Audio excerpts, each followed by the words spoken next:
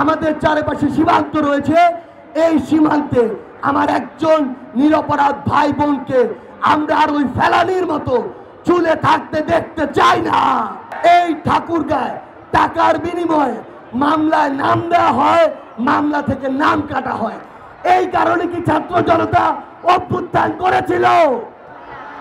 আমাদের জায়গা থেকে একটি স্পষ্ট বার্তা, আগামীর যে বাংলাদেশ, সেই বাংলাদেশের যে পররাষ্ট্রনীতি হবে সেটিও হবে ছাত্র জনতার মতামতের উপরে ভিত্তি করে।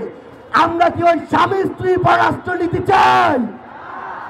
আমাদের জায়গা থেকে স্পষ্ট বার্তা, আমাদের চারপাশে সীমান্ত রয়েছে। এই সীমান্তে আমার একজন নিরপরাধ ভাই বোনকে আমরা আর ওই ফেলানির মতো চুলে থাকতে দেখতে চাই না।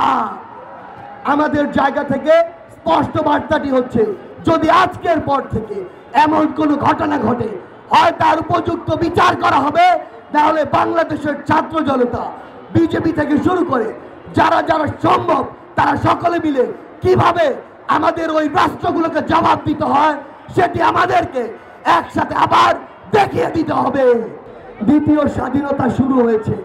যে আপনার জন্য কথা বলে, কাজ করে, যে আপনার প্রশ্ন শোনার জন্য প্রস্তুত, যে আপনাকে জবাবদিহি করতে প্রস্তুত, আপনি সব সময় তার জন্য কথা বলুন, তার পক্ষে কাজ করুন। এই ঠাকুরগাঁয় টাকার বিনিময়ে মামলায় নাম দেওয়া হয়, মামলা থেকে নাম কাটা হয়। এই কারণে কি ছাত্র জনতা অভ্যুত্থান করেছিল? ছাত্র জনতা কি তার জায়গা থেকে কোনো অন্যায়কারী, নির্দোষ, সে যে দলেরই হোক না কেন, তাকে শাস্তি দেওয়া, হয়রানি করা, মামলা দেওয়া, এই বিষয়গুলোকে সমর্থন করে? আগামীর বাংলাদেশে যারা নেতৃত্ব দিবে তাদেরকে স্পষ্ট করে বলতে চাই, এই যে সিস্টেমগুলো, যে নষ্ট সিস্টেমগুলো বিগত 16 বছরে তৈরি হয়েছে, এই সিস্টেমগুলো বাংলাদেশের বর্তমান প্রজন্ম চায় না বলে তাদের নেতৃত্বে সেই হাসিনার পতন হয়েছে, যেই হাসিনাকে আপনারা সকলে মিলে 16 বছর ধরেও পতন করাতে পারেননি।